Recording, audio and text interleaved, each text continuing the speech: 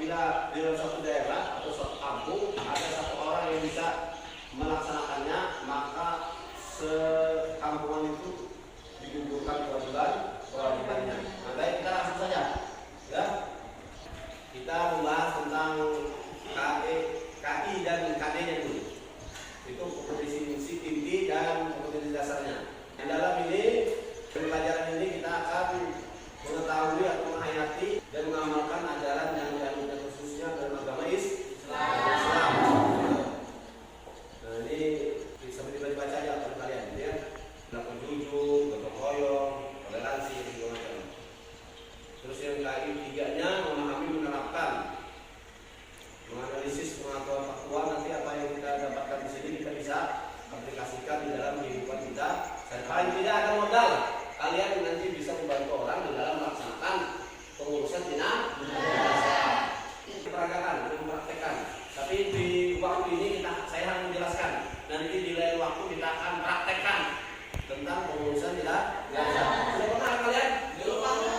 Nanti setelah di pertemuan selanjutnya, ini saya hanya memberikan teorinya saja dulu. Nanti insya Allah prakteknya akan kita lanjutkan yang berkaitan dengan penyelenggaraan jenazah. Di kantor pembelajarannya dikenali merupakan kewajiban terhadap orang yang hidup, terhadap orang yang meninggal. Jadi kewajiban kita bagi yang hidup untuk menyelenggarakan ini. Apabila tidak dilaksanakan, maka semuanya berdosa satu kampung itu. Nah, itu makanya harus ada salah satunya yang bisa di dalam yang lebih bagus lagi ya masing-masing itu. Makanya dalam penyelenggaraan jenazah ini paling tidak keluarganya. Kalau misalnya kalau meninggal bapaknya, anaknya semua harus ikut memandikan, mensolatkan segala macam. Ini. Makanya merasa banyak kekurangan kita sekarang ini orang yang melaksanakan ini. Itu. Makanya kalau ada suami istri, suami boleh memandikan istrinya, istrinya boleh memandikan suaminya. Itu. Apalagi anak-anaknya. Karena kita termasuk di rumah walidain. Kalau kita orang tua. Nah, jadi ini kata dalam memandikan jenazah, kata dalam kapani, mensolatkan, mengumumkan, dan mempraktekkan pengurusan jenazah. Nah, sebelum kita memandikan jenazah itu, apa yang perlu kita lakukan?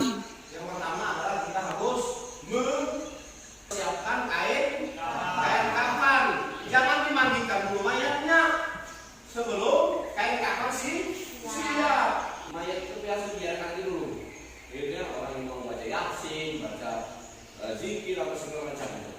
Nah, setelah itu kalau sudah siap kain kafannya baru dimandikan. Nah, ini pengertian daripada sakaratul maut. Karena setiap kita akan menghadapi sakaratul maut apabila kita mau meninggal. Kita tidak tahu, makanya selalu berdoa kepada Allah, Allahumma inna nas'aluka husnal khatimah wa na'udzubika min syu'il khatimah. Supaya waktu menghadapi sakaratul maut mudah untuk menghadapinya, paling tidak ringan.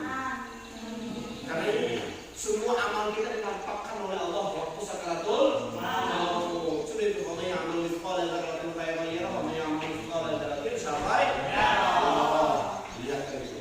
Makanya ada orang yang mau meninggal kayak cacing pak, ada yang tenang, ada yang macam bentuknya itu. Nah itu, sudah paham tuh.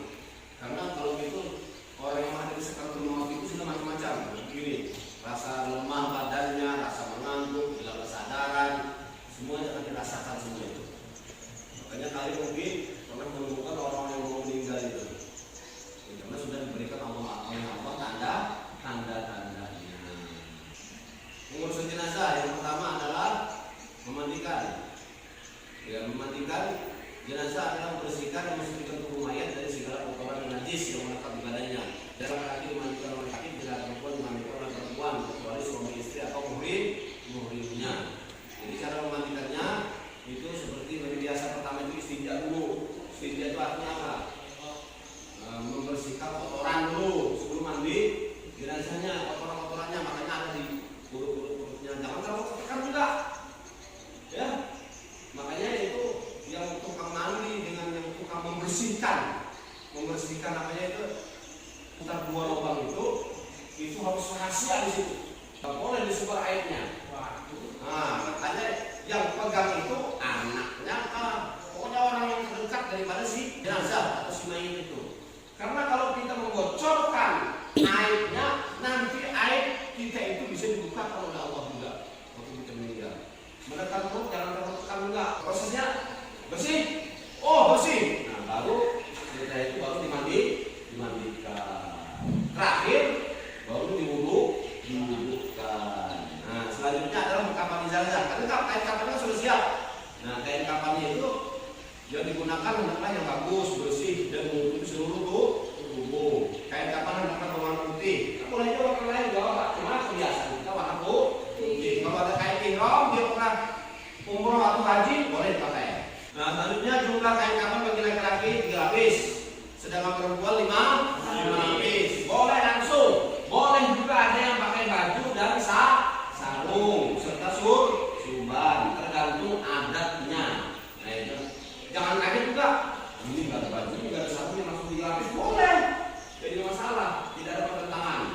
Nah sebelum digunakan untuk membungkus kain kapan hendaknya diberi wangi-wangian. Makanya kadang kalau kita beli peralatan perlu kipayah itu lengkap sudah. Ada minyak harumnya, ada cendananya, kapu bausnya ada. Itu kapu baus menggunakan waktu memandikan. Jangan waktu sudah mengkapan dikasih kapu baus, penuh kulit-kulitnya, ya jangan itu. Mensolatkan, jangan langsung kubur dan solatkan. Solatkan jenazah itu berbeda dengan solat yang lain. Ya, solat jenazah ini dilakukan berapa kali takbir? 4 kali takbir. Ya, takbir pertama. Setelah takbir pertama kita baca surah Al-Baqarah. Di takbir kedua baca salawat. Di takbir ketiga kita baca doa. Takbir keempat kita baca doa. Baru salam. Pernah di satu daerah itu pernah saya selaku dai bangunan di sana, Pak penghulunya sama keluarganya, jadi 3 orang aja, bisa ada banyak orang itu menunggu. Diajak sholat mengusulkan, dia pasang itu juga. Mungkin dia punya prinsip dari itu kan. Ada yang sudah melaksanakannya, yang lainnya sudah menunggu kewajiban. Padahal makin banyak orang mau sholatin, apalagi sampai 40 orang, insya Allah dia termasuk orang yang harus dihormati. Karena salah satu doa dari dalam 40 orang itu dikabulkan oleh Allah. Kalau perlu disusun jadi 3 sholat.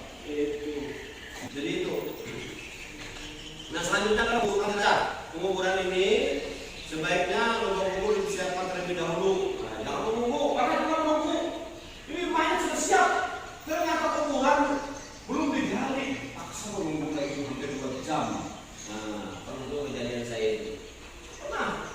Belum siap. Nah, seharusnya sudah meninggal ini. Siapkan papan, siapkan ini. Jadi di rumah banyak melaksanakan sholat, melaksanakan pengkapalan segala macam. Di kuburan juga selesai. Itu keluarganya harus seperti itu. Itu kedalamannya minimal 2 meter karena kita akan semua memasuki ini.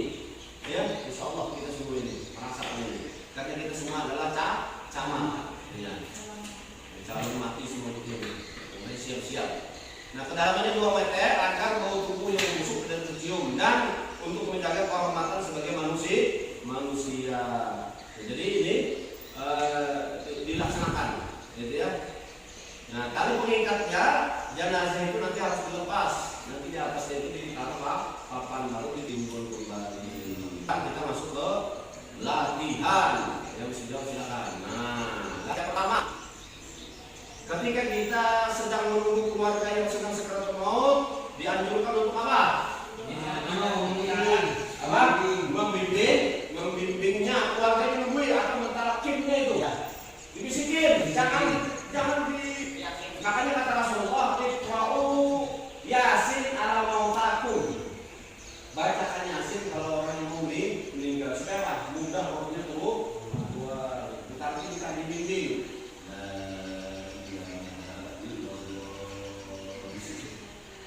Orang yang sakit itu bisa aja dia ngomong, tapi dia tarikan pernapasan mau